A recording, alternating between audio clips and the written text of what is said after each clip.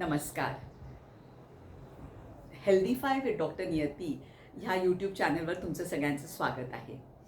हा चॅनल तुम्हाला तुमचे सगळे प्रश्न, तुमच्या शंका यांचं निरसन करण्यासाठीच आहे. हेल्दीफाय विथ डॉक्टर नियती हे व्हॉट्सॲप ग्रुपसुद्धा आहे, ज्याच्यामध्ये दर रविवारी त्याचे जे मेंबर आहेत ते प्रश्न विचारू शकतात. दर रविवारी सकाळी 8 ते 12 हे ग्रुप उघडे असतात. तुम्हाला सुद्धा ह्या ग्रुपमध्ये जर समाविष्ट व्हायचं असेल तर डिस्क्रिप्शन बॉक्समध्ये मी माझा नंबर दिलेला आहे, त्या नंबरवर तुम्ही माझ्याशी संपर्क साधू शकता. आजचा जो प्रश्न मी घेऊन आलेली आहे तो सगळ्यांच्या मनातला अतिशय महत्त्वाचा प्रश्न म्हणजे डॉक्टर, फळं नेमकी कधी खावी? अनेक व्हिडिओ आपण बघतो की सकाळी उठून रिकाम्या पोटी फळं खा किंवा नेहमी पोट रिकामं असतानाच फळं खा.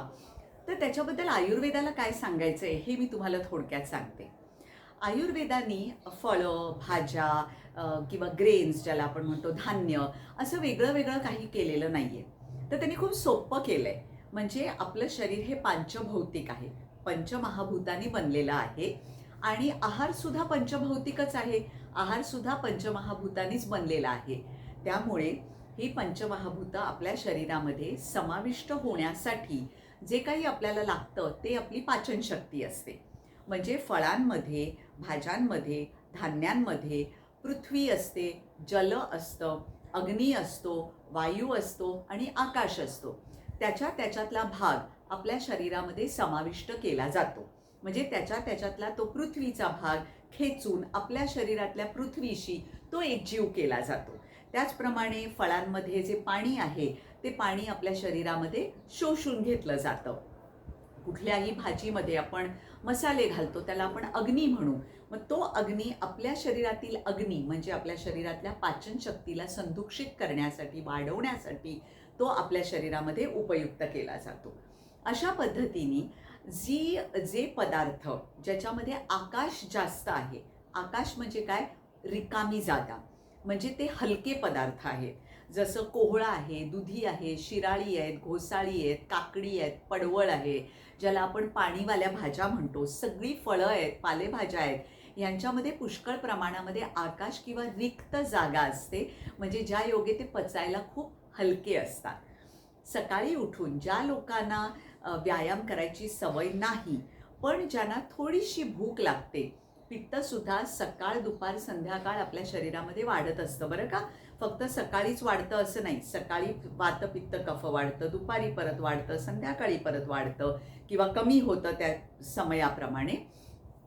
त्यामुळे ज्या लोकांना सकाळी उठून व्यायाम करायची सवय नाहीये, पण आता ऑफिसला जायचंय आणि मग ट्रेनमध्येच आपल्याला कधीतरी भूक लागते पण काही घेऊन जायचं नाहीये, मग अशा वेळी फळं खाल्लेली चांगली असतात.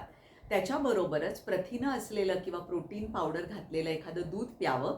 दुधामध्ये सुद्धा स्वतःचे प्रोटीन सुद्धा असल्यामुळे प्रोटीन पावडर घालून तुम्हाला ते जड वाटत असेल तर नुसतं दूध घ्यायला हरकत नाही. त्याच्याबरोबरच एक गोष्ट लक्षात ठेवा, जे दूध चहा आणि कॉफीमध्ये जातं ते दूध गणलं जात नाही. कारण चहा आणि कॉफीमध्ये कॅफिन, टॅनिक ॲसिड जे असतं ते दुधामधले कॅल्शियम आणि प्रोटीन ही जी मूळ तत्त्व असतात ह्यांना मारक असतात. आणि त्यामुळे चहा कॉफीमध्ये जर तुम्ही दूध घेत असाल तर ते दूध तुम्ही धरू शकत नाही, पण ते दूध शरीरामध्ये जाऊन मात्र तुमची जाडी वाढवेल. त्यामुळे आपण असं दूध घ्यावं की जे आपल्याला पोषण पण देईल आणि थोडी बहुत आपल्या शरीराला जे काही मेदाची आवश्यकता आहे ती पण आपल्याला पूरक अशी होईल. म्हणूनच सकाळी ज्यांना व्यायाम जास्त करायची सवय नाहीये त्यांनी नुसतं फळ खाल्लेलं चालेल. जी लोक व्यायाम करतात त्यांनी नुसतं फळं खाऊन चालत नाही, कारण उलट व्यायाम केल्यानंतर शरीरामध्ये एनर्जी किंवा ताकदीची गरज असते. ही एनर्जी आपण त्याला कशी पुरवतोय हे आपल्या हातात आहे. आपण साखरेने पुरवू शकतो किंवा प्रथिनांनी पुरवू शकतो किंवा फॅटनी पुरवू शकतो, म्हणजे कार्बोहायड्रेट, प्रोटीन किंवा फॅट्स. तर प्रथिनं आणि फॅटमधली जी एनर्जी असते ही लांब समयापर्यंत म्हणजे जास्त काळ टिकते. साखरेमधली जी काही आपल्याला शक्ती मिळते ती ताबडतोब संपुष्टात येते. त्यामुळे ती एवढ्या जास्त प्रमाणामध्ये खाऊ नये. त्याच्याने शरीरामध्ये इन्सुलिनचं प्रमाण एकदम जास्त वाढतं, ज्याला इन्सुलिन सर्ज म्हणतात. आज ऑलरेडी आपलं शरीर असं आहे की आपल्याला टाईप 2 डायबिटीस होण्याची शक्यता आहे. म्हणून फळं जर खायची झाली तर त्याच्याबरोबर तुम्ही अक्रोड, बदाम, प्रोटीन पावडर घातलेलं दूध, एखादं अंडं स्क्रॅम्बल करून अंडी 2 किंवा अंड्याचे काहीतरी प्रकार असं करून त्याच्यावरती तुम्ही एखादं फळ खाऊ शकता. बाकी जर तुम्ही चांगला व्यायाम करत असाल तर तुम्ही सकाळच्या नाश्त्यानंतर एक फळ, दुपारच्या जेवणानंतर एक फळ आणि रात्रीच्या जेवणानंतर सुद्धा एक फळ खाऊ शकता. जर सकाळचा नाश्ता खूप जास्त होत असेल व्यायाम केल्यानंतर सुद्धा तर दुपारच्या जेवणात केवळ फळं सुद्धा तुम्ही घेऊ शकता. फक्त फळं खाल्ल्याने आपल्या शरीरामध्ये रस खूप जातात, द्रव खूप जातात. तुम्ही नोकरी करत असाल तर जे दमलेलेपणा असतो, साखर पण जाते नॅचरल तत्वामधली आणि त्यामुळे आपल्याला जो क्षीण आलेला असतो मानसिक तो सुद्धा भरून निघतो.